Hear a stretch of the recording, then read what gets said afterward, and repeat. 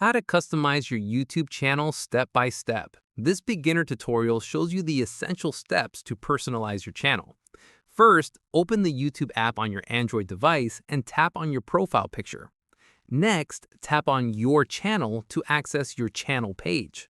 Following that, tap on Edit Channel or the pencil icon to start customizing. Now, tap on your profile picture to change it by selecting a new photo from your gallery or taking a new one. Moving forward, tap on Edit Channel Art or Banner to add a custom banner image that represents your channel. Afterwards, select an image from your device and adjust the crop as needed. In addition to that, tap Done to save your banner image. Once there, tap on the pencil icon next to your channel name to edit your channel description. Subsequently, write a brief description about what your channel is about and what viewers can expect. Moreover, add relevant keywords to help people find your channel. Afterwards, tap Done or Save to apply your changes.